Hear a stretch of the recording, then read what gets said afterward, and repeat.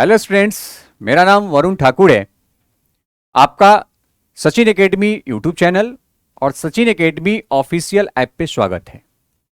Sachin academy official app आपके लिए लेकर के आया है पीआरटी का कंप्लीट सिलेबस और टीजीटी एंड पीजीटी सिलेबस, जिसमें आपको टीजीटी एंड पीजीटी में आपको हिंदी भाषा साथ ही साथ जो जनरल स्टडीज है इसका कंप्लीट सिलेबस प्रोवाइड करवाया जाएगा। जनरल स्टडीज में हम लोग जनरल स्टडीज के साथ साथ मैथ्स एंड रीजनिंग, जिसे मेंटल एबिलिटी के नाम से मेंशन किया गया है बीपीएससी के द्वारा 7th फेज टीचर्स एग्जामिनेशन में, वो आपको प्रोवाइड करवाई जाएगी। हमारे इस सिलेबस में, हमारे इस टोटल कोर्सेज में आपको लाइव क्लास प्रोवाइड करवाया जाएगा, जो विभिन्न प्रकार के जितने भी सब्जेक्ट्स हैं उन सबका अलग अलग फैकल्टियों के द्वारा प्रोवाइड करवाई जाएगी, जो एक्सपर्ट फैकल्टी हैं। साथ ही साथ सारे क्लासेस के आपको पीडीएफ प्रोवाइड करवाया जाएगा। क्लास वाइज आपको पीडीएफ भी अपलोड कर दी जाएगी आपके ऐप पे। साथ ही साथ जो रिकॉर्डेड वीडियो हैं, जो आपके क्लास होते हैं, वो हूबहू वीडियो रिकॉर्डेड हमारे ऐप पे भी रहता है। और अगर आपकी क्लास मिस होती है या आपको रिवीजन करना है तो आप वहां से भी इसे रिवाइज कर सकते हैं ये रिकॉर्डेड वीडियो को देख करके। इसके साथ साथ हम आपको मॉक टेस्ट और डाउट क्लासेस भी प्रोवाइड करवाएंगे ताकि आपकी अच्छी तैयारी भी हो सके। और ये सारे के सारे जो कोर्सेस हैं ये आपको सचिन एकेडमी ऑफिशियल ऐप पे प्रोवाइड करवाया जाएगा, जिसे आप गूगल प्ले स्टोर से भी डाउनलोड कर सकते हैं। साथ में इस वीडियो के डिस्क्रिप्शन में लिंक भी दिया हुआ, उस लिंक से भी आप इसे डाउनलोड कर सकते हैं। मैं इस 7th phase BPSC teachers examination के सिलेबस में बिहार जीके के साथ साथ इंडियन नेशनल मूवमेंट, भारतीय राष्ट्रीय जो आंदोलन है, मैं ये 2 टॉपिक को कवर करूंगा, मैं पढ़ाऊंगा और इसके जितने भी सारे एस्पेक्ट है वो मेरे द्वारा कवर किया जाएगा। अब हम बात करते हैं कि अभी जो बीपीएससी ने सिलेबस अपलोड किया उसमें मेंशन कर दिया उन्होंने कि जो आपके क्वेश्चन का लेवल होगा वो आपके मिनिमम क्वालिफिकेशन का लेवल का होगा। इसका मतलब है कि क्वेश्चन का अच्छा लेवल आने वाला है और आयोग के द्वारा अगर कोई भी एग्जाम कंडक्ट की जाती है तो उसका लेवल बहुत ही अच्छा होता है। इसलिए जो भी आप पढ़ेंगे उसे बहुत ही कंसेप्ट के साथ पढ़ना है, बहुत अच्छे तरीके से पढ़ना है, क्योंकि बीपीएससी ने एक और भी मेंशन किया है कि अगर आपकी गलतियां होती है, क्वेश्चन गलत होता है तो उसके भी मार्क्स काटे जाएंगे, नंबर काटे जाएंगे। इसका मतलब नेगेटिव मार्क वो मेंशन करेगा। कितना करेगा ये अभी बीपीएससी के द्वारा, आयोग के द्वारा क्लियर किया गया नहीं है। तो थोड़ा ध्यान रखें, सही तरीके से पढ़ें, कंसेप्ट के साथ पढ़ें, डिटेल में पढ़ें, ताकि आपका सिलेक्शन हो और आपके आगे की जो भविष्य है वो उज्जवल भविष्य हो इस क्षेत्र में। मैं आज आपको इस वीडियो में बिहार जीके का एक बहुत ही महत्वपूर्ण टॉपिक पढ़ाऊंगा, वो है जल संसाधन, वाटर रिसोर्सेस इन बिहार, बिहार में जल संसाधन। सबसे पहले बात करते हैं कि ये जल संसाधन है क्या, क्योंकि अगर हम जो भी टॉपिक पढ़ते हैं उससे रिलेटेड जितने भी फैक्ट्स हैं, उस फैक्ट्स को अगर बहुत सामान्य भाषा में अगर हम समझ लेते हैं तो आगे के जो कीवर्ड होते हैं, मुख्य तत्व होते हैं या मुख्य जो बिंदुएं होती हैं, उसे समझने में हमें आसानी होती है। जल संसाधन, जिसे हम क्या कहते हैं, वाटर रिसोर्सेस, क्या कहेंगे, वाटर रिसोर्सेस। ठीक है, तो जल संसाधन का मतलब है कि वो प्रक्रिया या वो स्थल, वो जगह जहां से हमें जल की प्राप्ति होती है, जिस जल का उपयोग हम अपने दैनिक कार्यों के लिए करते हैं, उस जगह को, उस क्षेत्र को, उस प्रक्रिया को हम जल संसाधन में काउंट करते हैं। और जल संसाधन को सामान्यतः 2 भागों में बांटा गया है। एक है धरातलीय जल संसाधन और दूसरा है भूमिगत जल संसाधन। एक को हम कहते हैं सरफेस वाटर रिसोर्सेस और एक को कहते हैं ग्राउंड वाटर रिसोर्सेस। तो 2 प्रकार के हैं, ये सरफेस हैं और ये है ग्राउंड। ठीक है, अब इसमें अंतर क्या है सो समझिए। ये जो सरफेस वाटर रिसोर्सेस है ये भूमि तल पर होता है। तल पर मतलब कि जैसे यहां पे गड्ढा है, यहां पे जो पानी भरा हुआ है ये आपका हो गया धरातलीय जल संसाधन, जिसे हम इजीली वहां से उठा करके उपयोग कर सकते हैं। लेकिन वही अगर ये हमारा पूरा क्षेत्र है, यहां पर ये पूरा हमारा क्षेत्र है और इसके नीचे अगर जल भरा हुआ है और इस जल को निकालने के लिए हम लोग किसी इक्विपमेंट का यूज करते हैं तो इस प्रकार के जो जल संसाधन होते हैं इसको हम कहते हैं भूमिगत जल संसाधन। तो समझ में आ गया? भूमिगत जल संसाधन मतलब जो भूमि के नीचे है, जिसे निकालने के लिए हमें इक्विपमेंट का, कोई मशीन का, पंपी से डाल के, वहां पे कल का पाइप डाल करके, समरसेबल डाल करके अगर वहां से निकालते हैं तो वो सारा का सारा हो गया भूमिगत। या फिर गड्ढा खोदते हैं, कुआं खोद दिए वहां पर और कुआं से पानी धीरे धीरे वो आने लगा रिसा करके ऊपर में, और उसे हम बाल्टियों के द्वारा, अन्य बर्तनों के द्वारा निकाल के उपयोग करते हैं, तो वो जल संसाधन हो गया भूमिगत जल संसाधन। लेकिन जो सामान्यतः हमारे सरफेस एरिया पर है उसे हम कहते हैं धरातलीय जल संसाधन। तो हमें पढ़ना है कि बिहार में जल संसाधन की कैसी व्यवस्थाएं हैं। तो उसमें हम सबसे पहले पढ़ें कि जल संसाधन होता क्या है। तो ये जो हमारा धरातलीय जल संसाधन है, जिसका संसाधन क्या है? नदी है जो धरातल पे होते हैं, झील है, तालाब है, तथा अन्य जो जल भाग हैं उनको हम किसमें काउंट करते हैं? धरातलीय जल संसाधन में। जैसे बिहार में हम लोग कहते हैं पोखर। क्या कहते हैं? पोखर। पोखर भी हमारा किसका संसाधन है? धरातलीय जल संसाधन का एक स्वरूप है। हम लोग कहते हैं ना मन। मन आपको बता दूं, मन वो क्षेत्र होता है जहां से कोई नदी का प्रवाह तंत्र माइग्रेट हो गया, हस्तांतरित हो गया है, स्थान परिवर्तन किया है। तो स्थानांतरित जो जगह है नदियों का, वहां पे जो एक छोटा सा गड्ढा टाइप का बन जाता है या बड़ी एक स्वरूप बन जाती है, उसे हम कहते हैं मन, जिसे कहीं कहीं पे क्षारण भी कहा जाता है। बिहार में क्या कहता है? क्षारण। क्षारण मतलब जहां से नदी माइग्रेट होकर के चला गया, उस जगह को क्षारण कहा जाता है।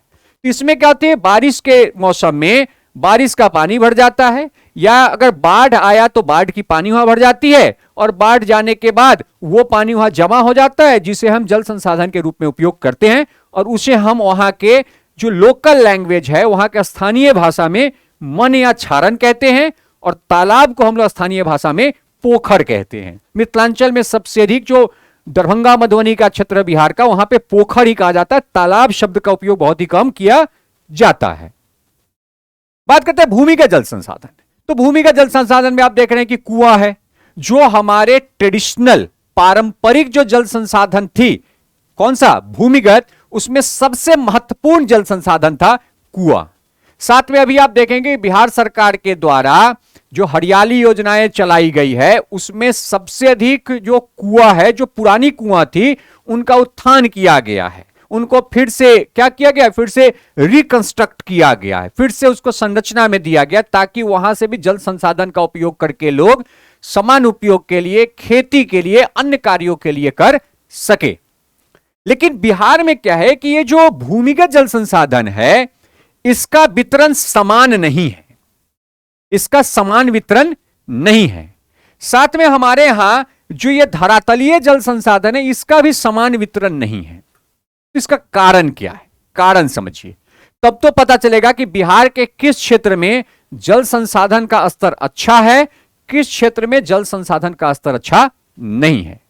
तो सामान्य रूप में अगर हम कहें जल संसाधन के लिए, तो जल संसाधन मुख्यतः जो निर्भर करता है वो नदियों के ऊपर, साथ में वहां के मिट्टी के ऊपर, कि कौन सी मिट्टी है, किस मिट्टी में जल को अवशोषित करने की क्षमता अधिक है, किस मिट्टी में जल को अवशोषित करने की क्षमता कम है। यहां पे डिस्प्ले पे एक मैप लगा हुआ है, यह बिहार के नदियों का मैप है। इस मैप में आप देखेंगे कि बिहार को मुख्यतः दो भागों में बांटा गया है नदियों के द्वारा। किस नदी के द्वारा? तो वो नदी है गंगा नदी के द्वारा। तो गंगा नदी के द्वारा बिहार के संपूर्ण भूभाग को, संपूर्ण क्षेत्रों को दो भाग में बांटा गया है। एक को कहते हैं उत्तर बिहार का भाग, और दूसरे को कहते हैं दक्षिण बिहार का भाग, जिसे हम कहते हैं नॉर्थ बिहार और साउथ बिहार। इसे हम कहते हैं उत्तर बिहार का क्षेत्र, और यह है दक्षिण बिहार का क्षेत्र। मैप को एक बार समझ लीजिए। मैप का ऊपरी क्षेत्र होता है वो होता है उत्तर, नॉर्थ, नीचे वाला होता है दक्षिण। हमारा राइट हैंड, दाहिना हाथ जो है वो होता है पूरब, हमारा लेफ्ट हैंड होता है पश्चिम। यह मैप देखने का तरीका है। तो गंगा नदी जो है ना बिहार में पश्चिम से पूरब की तरफ बहती है। इसका बहने का प्रवाह जो क्षेत्र है या प्रवाह का डायरेक्शन है, दिशा, वो क्या है? पश्चिम से पूरब। इसीलिए ये जो नदी है बिहार को दो भाग में या बिहार के भूमि को दो भाग में बांटती है, उत्तरी बिहार की भूमि क्षेत्र और दक्षिणी बिहार की भूमि क्षेत्र। अब यहां पे इसको समझने की बात है। अब देखिए कि उत्तर बिहार का जो क्षेत्र है, ये पूरा क्षेत्र, ये पूरा का पूरा क्षेत्र नेपाल के क्षेत्र से सटा हुआ है। इसका मतलब कि अंतरराष्ट्रीय सीमा का क्षेत्र है। वही अगर देखेंगे पूर्वी क्षेत्र, तो ये हमारा वेस्ट बंगाल, ये हमारा पश्चिम जो बंगाल है उसका क्षेत्र है। वही जब नीचे आएंगे साउथ में, तो यहां पे झारखंड, क्या है, झारखंड का क्षेत्र है, जो पहाड़ी क्षेत्र है, बंजर भूमि है, कंक्रीट पत्थर वाला क्षेत्र है, और ये प्लेटू का क्षेत्र है, पठार का क्षेत्र है। और ये जो क्षेत्र है हमारा पश्चिम का, ये है उत्तर प्रदेश का क्षेत्र से हमारा सटा हुआ। आप कह सकते हैं कि ये बिहार की चौहद्दी है। बिहार के उत्तर में क्या है, नेपाल, दक्षिण में झारखंड, पूरब में पश्चिम बंगाल और पश्चिम में उत्तर प्रदेश। और यहां पे जो उत्तर वाला क्षेत्र है, ये हिमालय का क्षेत्र है। किसका है, ये हिमालय का क्षेत्र है। अर्थात उत्तर से जो भी नदियां आती है, बहती है, या उत्तर से नदी निकल के बिहार में प्रवेश करती है, वो सारे के सारे हिमालय से निकलती है। वही दक्षिण से जो नदियां आती हैं और गंगा मिलती है, वो सारे के सारे पठारीय नदी है, प्लेट्यू रिवर है। इसका मतलब है कि इस क्षेत्र में जो नदी है उसमें हर समय पानी रहती है, क्योंकि पहाड़ से जो नदियां निकलती है उसमें हर समय पानी रहती है।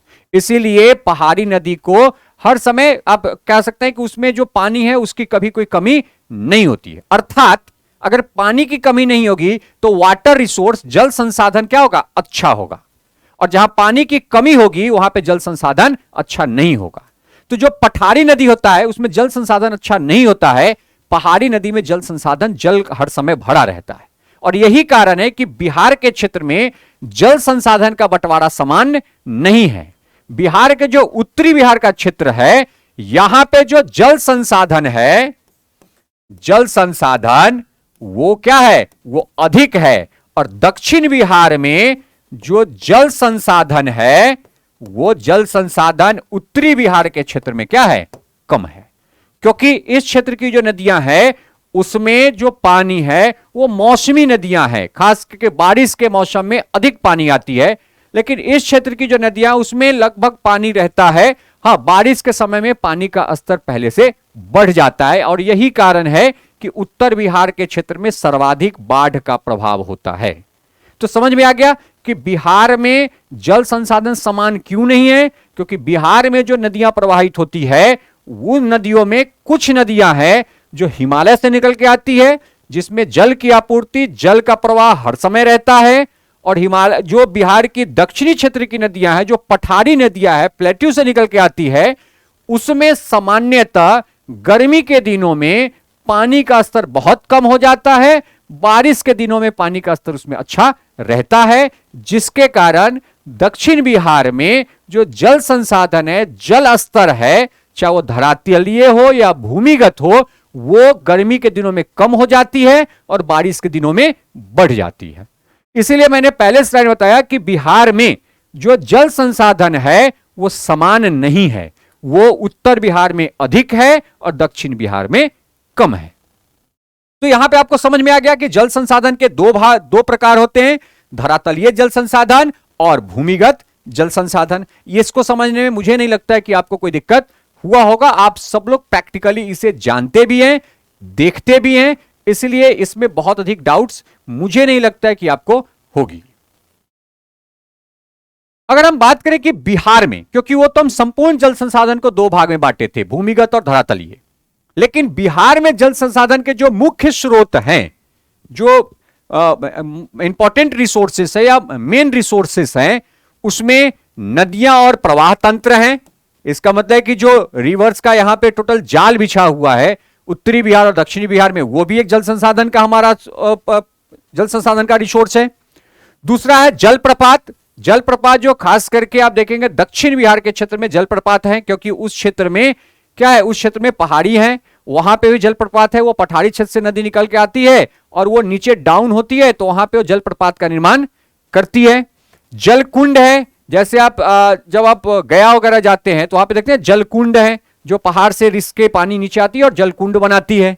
साथ में बरसाती पानी है, बरसाती पानी जो मैंने बताया कि मन हो गया, क्षारण हो गया, तालाब हो गया, पोखर हो गया, इन सबों में भी वो जमा होती है और वो भी एक हमारे जल संसाधन का क्या है, स्रोत है। तो बिहार में मुख्यतः जो जल संसाधन के स्रोत है, इसमें नदियां और उसके प्रवाह तंत्र है, जलप्रपात, जलकुंड, यहीं पे आप जोड़ दीजिए पोखर, यहीं पे आप ऐड कर दीजिए मन, ये सब के सब, और साथ में बरसाती पानी जो इन सब टाइप के जो जल प्रपात हैं या इन सब टाइप के जो जल के स्रोत हैं, इनको भी ये पानी प्रदान करती है। तो ये आपको बिहार के जो जल स्रोत है या जल संसाधन के स्रोत है, इनके बारे में आपको पढ़ना है, जिसमें हम सबसे पहले पढ़ते हैं बिहार की नदियां, कि बिहार की कौन कौन सी नदियां हैं, उनका उद्गम स्थल, उद्गम मतलब ओरिजिन, कहां से वो जन्म लेती हैं और वो कहां पे आकर के गंगा में मिल जाती हैं या किसी अन्य नदी में मिलती हैं, उनका स्वरूप कहां से कहां तक चलता है,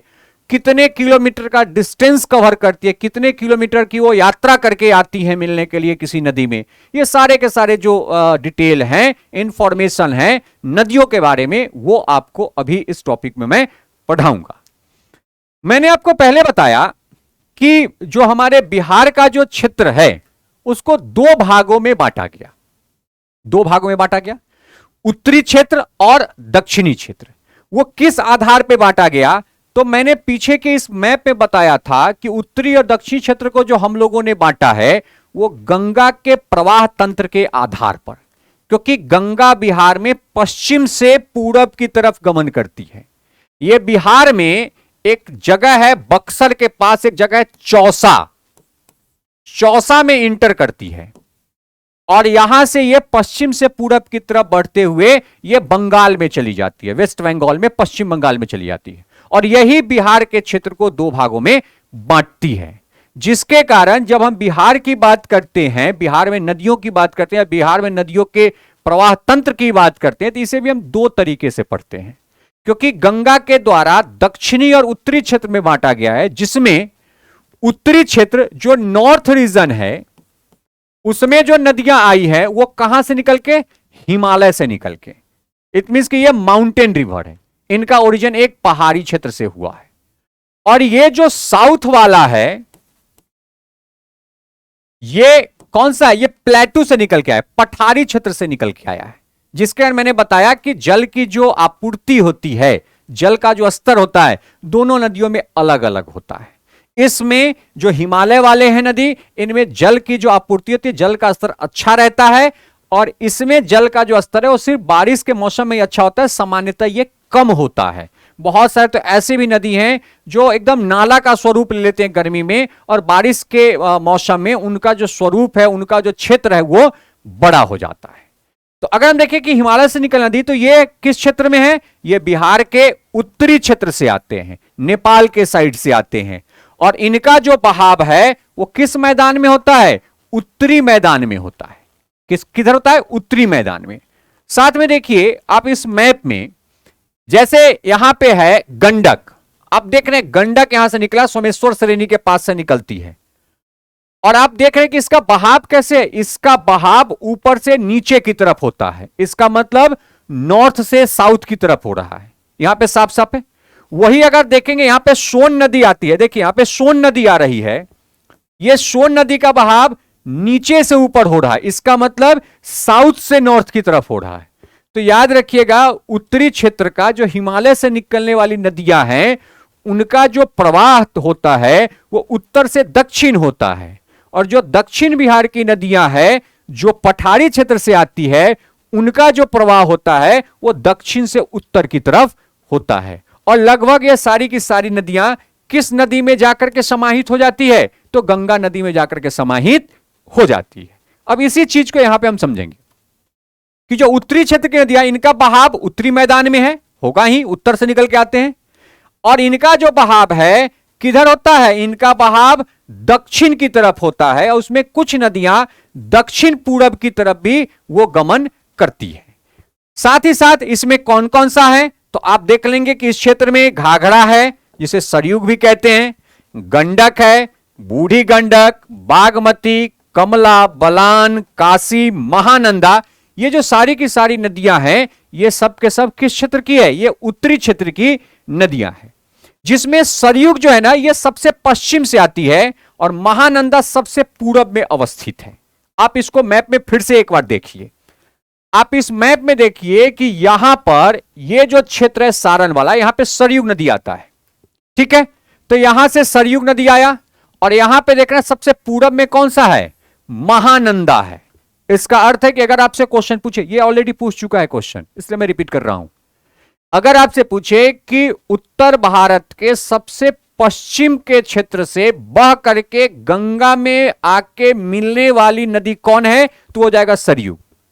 लेकिन वही अगर पूछे कि उत्तर बिहार के सबसे पूर्वी क्षेत्र में बहने वाली नदियां कौन है जो गंगा में मिलती है, तो वो कौन हो जाएगा? वो हो जाएगा महानंदा, ठीक है। इसके अलावा जो नदियां हैं वो सब के सब इसी में है। इसमें कुछ नदी को देखिए जो उत्तर से चल के पूरब जा रही है, इसलिए ये जो उत्तरी क्षेत्र की नदी का प्रभाव है, ये दक्षिण की तरफ उत्तर से बह करके और उत्तर से निकल के पूरब की तरफ इनके बहाव का क्षेत्र को देखा गया है, जो कि साफ साफ इस मैप पे आपको दिखाई दे रहा है। अब यहां पे देखिए, जैसे ऊपर में है बूढ़ी गंडक, बूढ़ी गंडक यहां से निकला उत्तर से और देख रहे हैं इसका बहाव पूरब की तरफ मुड़ते हुए जा रही है और ये यहां पे आकर के मिल जाती है। आप फिर यहां पे देख लीजिए, कोसी को देख लीजिए, कोसी उत्तर से निकली और यहां पे आई और यहां पे आने के बाद ये मुड़ करके और यहां पे आकर के ये भागलपुर के पास में आकर के ये गंगा में मिल जाती है। इसका अर्थ है कि जो उत्तर बिहार की नदियां हैं, उनका जो प्रवाह तंत्र है, उनका जो प्रवाह की दिशा है, वो किधर है? दक्षिण पूरब की ओर है। या कुछ नदियां ऊपर से नीचे की तरफ भी, उत्तर से दक्षिण की तरफ भी गमन करती है, जिसमें आपको मैंने बताया कि कौन कौन सा है। तो घाघरा है जिसे सरयू कहते हैं, गंडक है, बूढ़ी गंडक है, बागमती है, कमला है, बलान है, कोसी है, महानंदा है। ये सारी की सारी नदियों का जो उद्गम स्थल है, उद्गम स्थल जहां से ओरिजिन जन्म हुआ है, वो किस क्षेत्र से हुआ है? हिमालय से हुआ है। और हिमालय जो क्षेत्र है वो उस क्षेत्र से हुआ है जो लगभग कहां पे अवस्थित है? क्षेत्र नेपाल के क्षेत्र में अवस्थित है। अब हम बात करते हैं दक्षिणी बिहार, जो प्लेटू क्षेत्र से निकल के, पठारी क्षेत्र से निकल के नदियां आई है। तो इनका जो क्षेत्र है, ये बिहार के किस क्षेत्र में ये प्रवाहित होते हैं? बिहार के दक्षिणी क्षेत्र में प्रवाहित होते हैं। और ये बिहार के दक्षिण से उत्तर या उत्तर पूरब की तरफ इनका प्रवाह होता है। इनका प्रवाह किधर होता है? नीचे से ऊपर, मतलब दक्षिण से उत्तर की तरफ या उत्तर पूरब की तरफ भी ये प्रवाह करते हैं, जिसमें कर्मनासा, सोन, पुनपुन, फल्गु, संकड़ी इत्यादि जो नदियां हैं, उसमें क्यूल भी है। बहुत सारी जो नदियां हैं, ये सारी की सारी नदियां किस क्षेत्र की है? ये बिहार के दक्षिणी क्षेत्र की है, जिसे हम पठारी नदी के नाम से जानते हैं। तो बिहार में जल संसाधन में जो बिहार के नदियों के प्रवाह तंत्र है, उसे भी दो भाग में बांटा गया है। एक हो गया हिमालय से निकलने वाली नदियां, दूसरा हो गया पठारी क्षेत्र से निकलने वाली नदियां। ये जो नदियां हैं, इनका जो प्रवाह जो दिशा है वो दक्षिण पूरब की तरफ है। इनका जो प्रवाह दिशा है, जो दक्षिण बिहार में बहती है, इनका जो प्रवाह दिशा है वो उत्तर पूरब की तरफ बहती हुई अंत में आकर के गंगा में समाहित, गंगा में वो आकर के मिल जाती है। तो यहीं से शुरू होता है बिहार में नदियों का प्रवाह तंत्र। तो यहां तक समझ में आ गया होगा कि बिहार में नदियों को दो भाग में बांटा गया है। उत्तरी बिहार की नदी जो कहां से निकल के आती है? हिमालय से। और दक्षिणी बिहार की नदी जो कहां से निकल के आती है? पठार से। मैं फिर से बता दूं कि ये जो नदी है, इसमें जो जल का स्तर है, जल का स्तर क्या होता है? अच्छा रहता है। और इसमें जो जल का स्तर है वो अच्छा नहीं होता है। ये सब के सब जो है, ये बारिश के समय में इनका जल स्तर अच्छा होता है, लेकिन इनका जो जल स्तर है सामान्यतः अच्छा होता है। बारिश के समय में ये उफान के साथ ये बाढ़ लेकर के आती है, और यही कारण है कि उत्तर बिहार सर्वाधिक बाढ़ से प्रभावित रहता है। जो कि अगर पूरे डेटा देखा जाए तो भारत का सर्वाधिक जो बाढ़ से प्रभावित क्षेत्र वो बिहार का ही है। लगभग 20 से 22 जो प्रतिशत है वो हमारा क्षेत्र ही कवर करता है, क्योंकि हमारे यहां हिमालय से जो नदियां निकलती हैं उनका जो धार होता है, उनका जो फ्लो होता है वो बहुत ही तीव्र होता है, जिसके कारण वो कटान करते हुए, वो मिट्टियों को काटते हुए तीव्र रफ्तार में नीचे उतरती है। और वही कारण है कि वो वहां पे बाढ़ के प्रभाव को सर्वाधिक करके आगे की तरफ वो गंगा मिलती है, फिर गंगा मिलने के बाद वो बंगाल की खाड़ी में जाकर के समाहित हो जाती है। तो यह था बिहार में प्रवाह तंत्र को दो भाग में बांटा गया, एक हिमालय से निकलने वाली नदियां और एक पठारी क्षेत्र से निकलने वाली नदियां। एक उत्तर बिहार में बहने वाली नदियां, एक दक्षिणी बिहार के क्षेत्र में बहने वाली नदियां, एक जिनका प्रवाह दिशा उत्तर से पूरब है और एक जिनका प्रवाह दिशा किस तरफ है, इनका दक्षिण से पूरब की तरफ या दक्षिण से उत्तर की तरफ इनकी प्रवाह दिशा होती है। अब हम इसमें देखेंगे कि ये जो सारी नदियों का जो बंटवारा किया गया है, ये किस नदी के आधार पर, गंगा के आधार पर, क्योंकि गंगा नदी ही मुख्य जल संसाधन है, बिहार की सबसे बड़ी नदियों में आती है। और गंगा नदी जो है ना, ये उत्तरांचल से आती है, उत्तरांचल से आती है। और बिहार में बक्सर जो जिला है, ये बक्सर जिला है, इसका कौन सा जगह है, चौसा में आकर के ये बिहार में इंटर करती है, प्रवेश करती है। और यही हमारे जल संसाधन का मुख्य स्रोत भी है। साथ में हमारे क्षेत्रों को बांटने का काम भी उत्तरी बिहार का क्षेत्र और दक्षिणी बिहार के क्षेत्र में करती है। तो हम इस प्रवाह तंत्र में सबसे पहले किस नदी के बारे में पढ़ेंगे, हम पढ़ेंगे सबसे पहले गंगा नदी के बारे में। बेसिकली मैंने बताया कि गंगा नदी का जो उद्गम स्थल है, उद्गम मतलब ओरिजिन, जहां से इनका जन्म होता है, वो उत्तरांचल के क्षेत्र में है। और वो जगह है कौन सा, गढ़वाल हिमालय का क्षेत्र। उत्तरांचल के गढ़वाल हिमालय में 6600 मीटर की ऊंचाई में अवस्थित गंगोत्री ग्लेशियर से इस नदी का जन्म होता है। कहां से इनका जन्म हुआ है, तो इनका जन्म गढ़वाल हिमालय, जो हिमालय का एक भाग है, गढ़वाल हिमालय के गंगोत्री ग्लेशियर, जिसकी ऊंचाई हमारे धरातल से 6600 मीटर पे है, वहां से हिमालय का वहां से गंगा नदी का उद्गम होता है। इसका मतलब गंगा का जन्म उत्तरांचल के क्षेत्र में गंगोत्री ग्लेशियर से हुआ है। लेकिन यहां पे बात आती है कि गंगोत्री ग्लेशियर से होने के बाद गंगा नदी कंटिन्यू वो गमन करती है पहाड़ी क्षेत्र होते हुए, और वो पहाड़ी क्षेत्र गमन करते हुए बहुत सारे नदियों से आके मिलती हैं और बहुत सारी नदियां उनमें मिलती हैं, जिसके साथ उनके प्रवाह का जो क्षेत्र है वो धीरे धीरे बड़ा हो जाता है। और अंत में आकर के देवप्रयाग जो जगह है, देवप्रयाग में दो नदियों का संगम होता है, एक है अलकनंदा और दूसरा है भागीरथी। इन दो नदियों के संगम के बाद हम लोग एक नाम जानते हैं, वो कौन सी है, गंगा नदी का। तो आपसे पूछा जाता है कि गंगा नदी का नाम गंगा कहां पे पड़ता है, तो वो कहां पे है, देवप्रयाग में। और देवप्रयाग में गंगा नदी का नाम गंगा कब पड़ा, जब दो नदी, एक का नाम है अलकनंदा और दूसरा का नाम है भागीरथी, इनका संगम होता है, मेल होता है, और वहां से एक बड़े आकार में एक नदी का निर्माण होता है, जिसे हम किस नाम से जानते हैं, गंगा नदी के नाम से जानते हैं।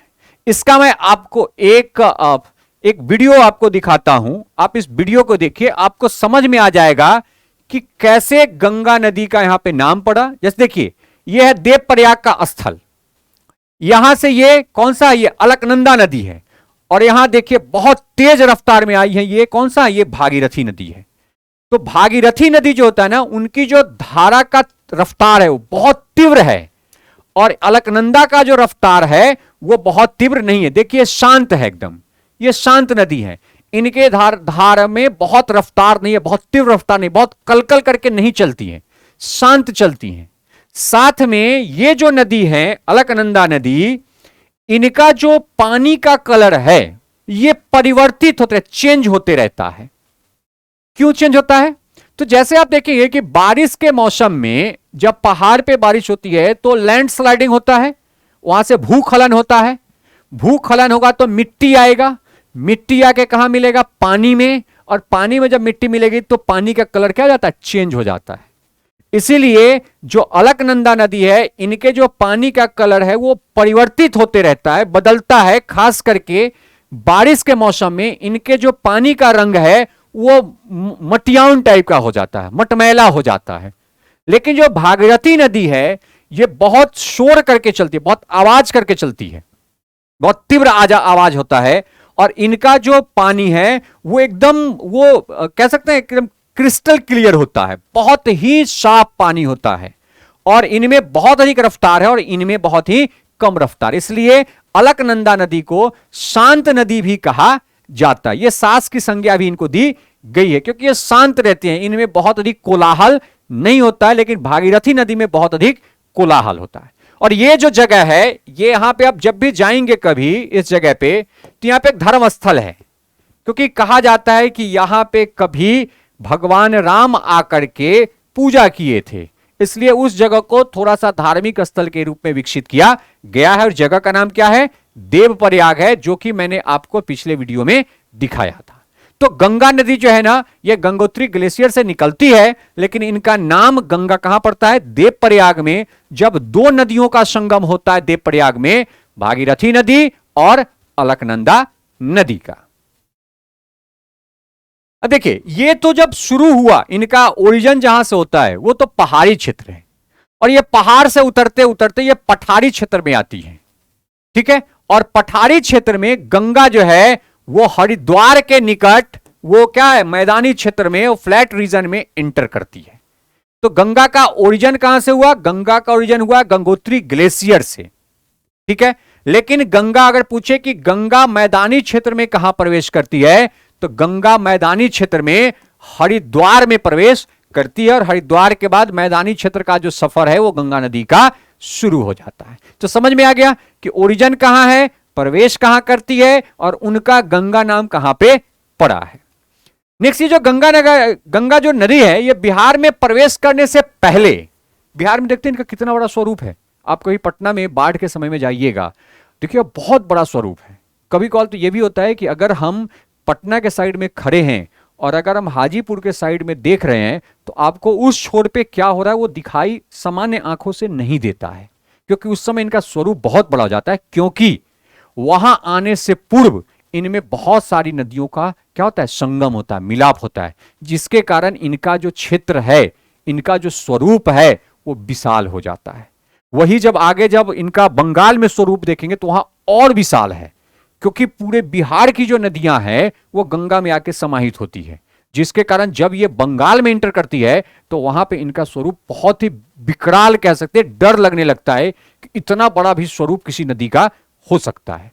तो गंगा में प्रवेश करने से पहले, बिहार में प्रवेश करने से पहले गंगा में यमुना, गोमती, धौसी, पिंडार, मंदाकिनी, रामगंगा इत्यादि जो नदियां हैं ये आकर के मिलती है, जिसके कारण गंगा नदी का जो स्वरूप है वो बिहार में आने के बाद बहुत ही बड़ा हो जाता है। जैसे अब हरिद्वार में देखेंगे, हरिद्वार में बहुत बड़ा स्वरूप नहीं है, लेकिन वही स्वरूप अगर आप जाकर के इलाहाबाद में देखें, वही स्वरूप आप वाराणसी में जाकर के देखें, तो वहां पे आपको लगेगा कि अरे गंगा का कितना बड़ा स्वरूप है, क्योंकि इस स्वरूप का निर्माण इन बहुत सारी नदियों के मिलन होने से, संगम होने से बना है।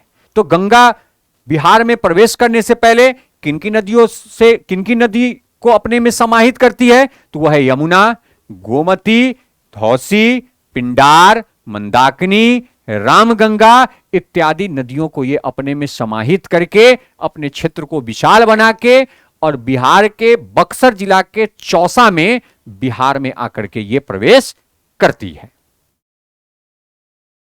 अब देखिए कि बिहार में गंगा का क्या है। तो मैंने कितनी बार रिपीट किया है कि बिहार में गंगा का जो प्रवेश है वो बक्सर के कहां होता है? बक्सर के चौसा में होता है। चौसा एक जगह है, वहां पे बिहार में गंगा नदी का प्रवेश होता है। और गंगा का प्रवाह मैंने आपको बताया है, गंगा का प्रवाह कैसा है? पश्चिम से पूरब। मैं हर मैप में बताते आ रहा हूं कि इनका जो प्रवाह है बिहार में वो कहां है? पश्चिम से पूरब की तरफ होता है, और ये चौसा में इंटर करती है, और ये पूरब की तरफ वो बंगाल में जाकर के ये इंटर कर जाती है। तो इनका जो प्रवाह का जो दिशा है वो पश्चिम से पूरब की तरफ है। और ये क्या करती है? बिहार के मैदान को दो भागों में विभाजित करती है। कितने भाग में? दो भाग में। वो कौन कौन सा मैदान होता है? तो एक नॉर्थ बिहार का मैदान, और दूसरा साउथ बिहार का मैदान। तो ये दो क्षेत्र को डिवाइड करती है, नॉर्थ बिहार का मैदान और साउथ बिहार का। ऊपरी क्षेत्र वो नॉर्थ बिहार का, निचली क्षेत्र वो साउथ बिहार। इसका मतलब कि गंगा के द्वारा ही बिहार के भूमि को, बिहार के क्षेत्र को दो भागों में डिवाइड किया गया है, जिसे हम उत्तरी बिहार का क्षेत्र और दक्षिणी बिहार के क्षेत्र के नाम से जानते हैं। अब यहां पे आप देख सकते हैं, ये मैप मैं कंटिन्यू रिपीट कर रहा हूं क्योंकि यह मैप ही पढ़ना है आपको। पूरे नदी के तंत्र हैं जो बिहार में प्रवाहित होती हैं, उसमें आपको पढ़ना है और ये याद हो जाएगा, क्योंकि इतना बार नहीं ये रिपीट होगा कि आपको ऑब्वियसली याद होना ही होना है, न का यहां पे कोई चांसेस नहीं है। और यही हम लोग का तरीका है पढ़ाने का, हमारे पढ़ाने की यही तरीका है कि हम जो पढ़ाते हो इतना बार रिपीट करते हैं आपके वीडियो में, आपके क्लास में, कि वो आपको याद हो जाता है। थोड़ा बहुत प्रैक्टिस कर लेंगे तो इजीली आप कितना भी टफ क्वेश्चन, कितना भी कंसेप्चुअल क्वेश्चन आएगा, आप उसे इजीली सॉल्व कर सकते हैं। तो यहां पे मैंने बताया कि गंगा नदी जो है वो बक्सर में इंटर करती है, और बक्सर में इंटर करने के बाद ये पश्चिम से पूरब की तरफ ये गमन करती है, और ये अंत में बिहार के बाद ये बंगाल में प्रवेश कर जाती है। ये मैंने बताया। जिसमें ऊपरी क्षेत्र है वो सारी की सारी जो नदियां हैं वो उत्तर बिहार की नदियां हैं, जो हमें सर्वप्रथम पढ़ना है। फिर हम नीचे से जो बहुत सारी नदियां आई हैं, जो इस मैप पे नहीं है वो दूसरे मैप में है, उसको फिर हम पढ़ेंगे। तब हम कब पढ़ेंगे? जब हमें दक्षिणी बिहार की नदियां पढ़नी है। तो अभी हमें पढ़ना है उत्तरी बिहार की नदियां, जिसमें हम यहां से शुरू करेंगे, क्योंकि गंगा नदी ही बिहार को दो भागों में बांटती है, उत्तरी बिहार और दक्षिणी बिहार। उत्तरी बिहार की जो नदियां हैं ये कहां से निकल के आया है? ये हिमालय से निकल के आया है, इसलिए इसको हिमालय नदियां या हिमालय की नदियां भी कहते हैं। साथ में ये जो पूरा क्षेत्र है ये कहां, ये किसका क्षेत्र है? तो ये नेपाल का क्षेत्र है। ये कौन सा क्षेत्र है? नेपाल का क्षेत्र है। तो हम कहते हैं कि इन नदियों का जो उद्गम स्थल है वो कहां पे है? वो नेपाल के क्षेत्र में है, और नेपाल के क्षेत्र में ही हिमालय से ये उद्गमित होकर के निकल करके आती हैं, और बिहार में ये उत्तर पूरब की तरफ, ये पूरब की तरफ गमन करते हुए और अंतगत्वा कहां जाके मिल जाती हैं? ये गंगा में मिल जाती है। और इस टाइप के जो जितनी भी नदियां हैं जो हिमालय से आती है, इनका जो धार का रफ्तार है, इनका जो प्रवाह रफ्तार है वो बहुत ही तीव्र है, जिसके कारण ये मार्ग परिवर्तित करने के लिए बहुत ही नामी है, मार्ग परिवर्तित करने के लिए बहुत ही फेमस होती हैं। साथ में तीव्र रफ्तार होने के कारण ये कटान अधिक करती है, मिट्टियों कटान अधिक करती है, और वही कारण है कि ये उत्तरी बिहार के क्षेत्र में बाढ़ का बहुत बड़ा सैलाब लेके आती है, जिसके कारण उत्तरी बिहार का अधिकतम क्षेत्र कुछ दिनों तक वर्ष में बाढ़ से प्रभावित रहता है। तो अब हम पढ़ते हैं उत्तर बिहार की नदियां। ठीक है,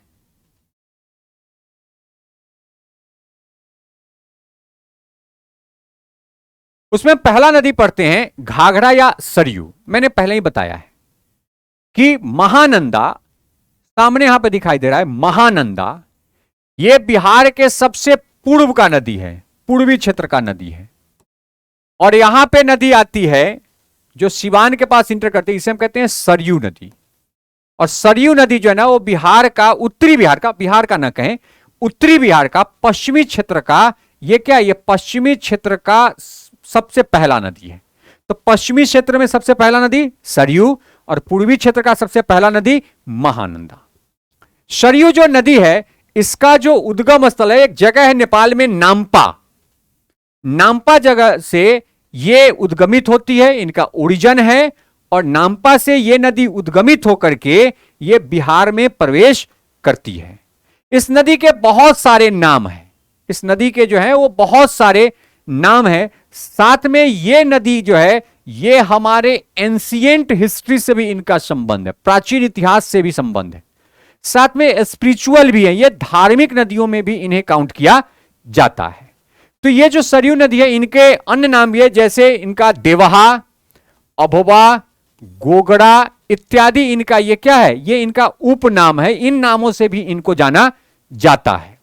और यह नदी सरयू नदी, घाघरा नदी, गंडक का द्वाब बनाते हुए पुरानी सारण के मैदान में पश्चिमी सीमा बनाते हुए भारत में प्रवेश करती है। द्वाब मतलब मुख, दो क्षेत्र, एक साइड से सरयू बह रहा है, एक साइड से कौन सा आपका गंडक बह रहा है, बीच में जो क्षेत्र है वो द्वाब क्षेत्र हो गया।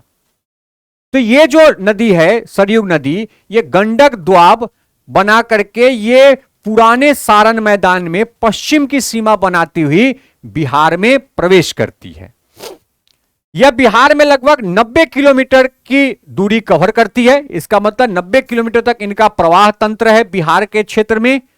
और यह बिहार में घुटनी के निकट यह प्रवेश करते हुए खिलेगंज के निकट ये गंगा में आकर के मिल जाती है। ये खिलेगंज जो सारण का क्षेत्र है वहां पे आकर के ये गंगा में मिलती है। तो बिहार में इनका जो इंटर होता है, इनका प्रवेश होता है, वो कहां पे, घुटनी जो जगह है सारण का, वहां पे इंटर करते हैं और सारण के खिलेगंज में ये गंगा में आकर के 90 किलोमीटर की यात्रा करने के बाद समाहित हो जाती है। तो पश्चिमी क्षेत्र में बिहार के उत्तर पश्चिम में बहने वाली कौन सी नदी है प्रथम, उसका नाम है सरयू, जिसे हम लोग घाघरा के नाम से, देवहा के नाम से या फिर गोगड़ा के नाम से भी इन्हें जाना जाता है। ठीक है, यहां पे अथवा है, थोड़ा सा टाइपिंग मिस्टेक है, यहां पे इसको अथवा ले लीजिएगा। ठीक है, तो ये जो नदी है ये उत्तर पश्चिम का सबसे प्रथम नदी है और इसका जो प्रवाह तंत्र है ये कहां से प्रारंभ हुआ है, तो ये निकलती कहां से, नामपा, नेपाल से निकलती है और ये बिहार में कहां इंटर करती है, तो घुटनी में इंटर करती है।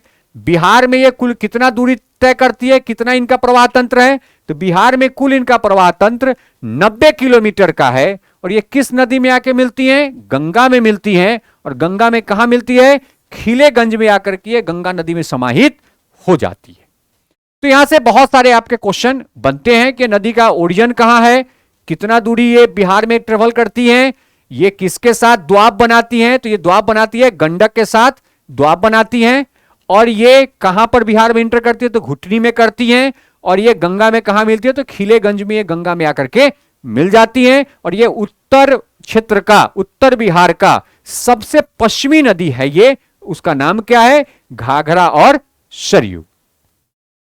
अब आते हैं अगला जो नदी है जो पश्चिम से, वो है गंडक। आप यहां पे देख रहे हैं ना, ये जो नदी है ये गंडक है, सॉरी, ये जो नदी है ये है आपका गंडक का क्षेत्र, ये है घाघरा का क्षेत्र। तो ये जो गंडक नदी है ये पश्चिम बिहार, उत्तर पश्चिम बिहार में सबसे अधिक जल प्रवाहित करने वाली नदी में काउंट होता है। ये सबसे अधिक, इनका जो क्षेत्र है, आप कभी अगर हाजीपुर जाते हैं तो हाजीपुर में आप इनका क्षेत्र देख सकते हैं। या अगर आप कभी पश्चिम बिहार, जिसको हम लोग पश्चिम चंपारण कहते हैं, पश्चिम चंपारण का भी पश्चिमी क्षेत्र, सबसे पश्चिमी क्षेत्र जो भैंसालोटन के नाम से प्रसिद्ध है, भैंसालोटन है, वहां पे आप इस नदी को देख सकते हैं। वहां पे इनका जो प्रवाह क्षेत्र है, प्रवाह तंत्र, बहुत ही बड़ा है, क्योंकि यह नदी उत्तर पश्चिम बिहार का सबसे बड़ा प्रवाह तंत्र वाली नदी है। यह नदी नेपाल के घाटी से उत्पत्ति होती है, ओरिजिन इनका नेपाल के घाटी से है और यह भारत नेपाल की सीमा बनाती है। यह बहुत बार क्वेश्चन पूछा जा चुका है कि भारत नेपाल की सीमा पश्चिम बिहार के क्षेत्र में किस नदी के द्वारा बनाई जाती है, तो वो नदी कौन सा है, गंडक नदी है। और यह नदी वाल्मीकि नगर में बिहार में आकर के प्रवेश करती है, या कह सकते हैं भारत में प्रवेश करती है। कहां पे, वाल्मीकि नगर, जो मैंने भैंसालोटन का नाम लिया है, जहां पे वाल्मीकि आश्रम है, जहां पे लव कुश ने क्या किया था, ज्ञान प्राप्त किए थे वाल्मीकि ऋषि के आश्रम में रह करके। इसलिए वो तीर्थ स्थल भी है, साथ में वहां पे जंगल होने कारण सफारी भी है। और ये वहां पे नेपाल और भारत के सहयोग से पनबिजली हाइड्रो पावर प्लांट भी इस नदी पे स्थापित किया गया है, जिसके लिए भी ये बहुत ही प्रसिद्ध है। वर्तमान में बिहार के जो टूरिज्म है, मिनिस्ट्री ऑफ टूरिज्म, उनके द्वारा इस वाल्मीकि नगर क्षेत्र में टूरिज्म को बढ़ावा देने के लिए बहुत अधिक एक्टिविटी की गई है, बहुत अधिक कार्यक्रम किए जा रहे हैं, बहुत अधिक निवेश भी किया गया है। तो ये जो गंडक नदी है, इनका जो उद्गम है वो कहां से है, नेपाल की घाटी क्षेत्र से है। और ये भारत और नेपाल की सीमा बनाती हैं। और ये भारत या बिहार में कह सकते हैं, दोनों कह लीजिए, भारत में भी इनका इंटर कहां पर होता है, वाल्मीकि नगर में। और वाल्मीकि नगर पश्चिम चंपारण बिहार का एक क्षेत्र है। तो बिहार में इनका प्रवेश पश्चिम चंपारण, ये जो वाल्मीकि नगर है ये वेस्ट चंपारण का क्षेत्र है। और ये बिहार का सबसे पश्चिमी क्षेत्र है, वहां पे यही है, आप यहां देखिए यही है, ये आपका जो क्षेत्र है ये पश्चिम चंपारण का क्षेत्र है, ये पश्चिम चंपारण का क्षेत्र है। तो यहां पे आकर के ये बिहार में इंटर करती है और ये आगे की तरफ अपने प्रवाह तंत्र को बरकरार रखती है। यह जो नदी है ये दक्षिण पूरब की तरफ बहती है। आप इस मैप पे देखिए, यहां ये उत्तर, ये दक्षिण, ये पूरब और ये पश्चिम, इसका प्रवाह देखिए। ये किधर है? दक्षिण पूरब की तरफ। ये डायरेक्ट नीचे नहीं आ रहा, ये ऊपर की तरफ, ऊपर से नीचे आया, कुछ देर तक दक्षिण चला और फिर से ये मुड़ जाती है, क्योंकि इसे भी गंगा में आकर के समाहित होना है। पहलेजा घाट के पास में आकर के गंगा में समाहित हो जाती है। ठीक है, तो ये जो नदी है, ये नदी क्या है? इसका प्रवाह का दिशा दक्षिण पूरब की दिशा में बह के बिहार यूपी को अलग करती है। अब देखिए, ये बिहार और यूपी का भी बॉर्डर बनाती है, क्योंकि आप देखिएगा गोरखपुर से भी नेपाल सटा हुआ है और ये जो वाल्मीकि नगर है यहां से भी नेपाल सटा हुआ, बीच से ये नदी प्रवाहित होती है। अगर आप कभी रेलवे से यात्रा कर रहे हो और अगर आप मुजफ्फरपुर, बेतिया, मोतिहारी के रूट से होते हुए अगर आप कभी गोरखपुर आएंगे या दिल्ली आएंगे, सप्त क्रांति जो ट्रेन है उसका यही रूट है, तो आप उस रूट में देखेंगे कि बीच में एक बड़ी सी एक पुल आती है जो गंडक नदी पे बनाई गई है। और पुल के उस पार जब आप जाएंगे पश्चिम, पुल के पश्चिम जाएंगे तो यूपी है, पुल के पूरब जो है वो बिहार है। तो ये जो नदी है गंडक, ये भारत नेपाल का भी सीमा बनाती है, साथ साथ ये बिहार यूपी को भी अलग करता है। इसका मतलब बिहार यूपी के सीमा का निर्माण भी इस नदी के द्वारा किया जाता है। और ये नदी प्रवेश करती है बिहार में, कहां पे? पश्चिम चंपारण में। और ये पश्चिम चंपारण के बाद पूर्वी चंपारण, गोपालगंज, छपरा, जिसे हम लोग सारण भी कहते हैं, मुजफ्फरपुर, वैशाली आदि जिलों में प्रवाहित होते हुए सोनपुर के निकट ये गंगा नदी में मिल जाती है। सोनपुर जो सारण का क्षेत्र है, ब्लॉक भी है वो, जो हाजीपुर से जब दक्षिण आएंगे पटना की तरफ तो वहां पे वो है सोनपुर, जहां पे सबसे बड़ा, विश्व का सबसे बड़ा पशु मेला का आयोजन कार्तिक मास में की जाती है, छठ पर्व के बाद किया जाता है। वहीं पे आकर के ये पहलेजा में आकर के ये गंडक नदी किसमें मिल जाती है? गंडक नदी गंगा में मिल जाती है। और वहां से आकर के गंगा का जो स्वरूप है और विशाल हो जाता है, क्योंकि इस नदी के जो जल प्रवाह है, जल क्षेत्र है, वो बहुत ही बड़ा होता है। तो समझ में आ गया कि ये प्रवाहित होते हुए कहां पे आके मिलती है? सोनपुर में आके। सोनपुर याद रखिएगा, सोनपुर जो है ना, ये छपरा का भाग है। किसका भाग है? छपरा का। इसको वैशाली मत समझ लीजिएगा। वैशाली जो है वो गंडक नदी से उत्तर वैशाली है, और गंडक नदी से दक्षिण जब जाएंगे तो वहां से सारण का क्षेत्र शुरू हो जाता है। बहुत लोग डाउट में रहते हैं कि ये किस क्षेत्र में आके मिलती है? वैशाली क्षेत्र में नहीं, ये वैशाली क्षेत्र में प्रवाहित होती है, सोनपुर में आके मिलती है। और सोनपुर जो है वो सारण क्षेत्र का आता है, वो वैशाली क्षेत्र का नहीं है। तो समझ में आ गया ओरिजिन कहां से हुआ? नेपाल से हुआ। बिहार में कहां इंटर किया? तो बिहार में ये वाल्मीकि नगर में इंटर किया। वाल्मीकि नगर कहां पे है? पश्चिम चंपारण में है। पश्चिम चंपारण के बाद इनका प्रवाह क्षेत्र पूर्वी चंपारण, गोपालगंज, छपरा, मुजफ्फरपुर, वैशाली आदि जिलों में प्रवाहित होती हुई ये कहां पे आके मिल जाती है? सोनपुर के पास में ये आकर के गंगा नदी में मिल जाती है, जिसे पहलेजा घाट के नाम से जाना जाता है। बाबा हरिहर नाथ का वो वहां पे मंदिर भी है, और वो एक स्पिरिचुअल जगह भी है, एक धार्मिक स्थल के नाम से भी वो बिहार में बहुत ही फेमस स्थल है। ठीक है,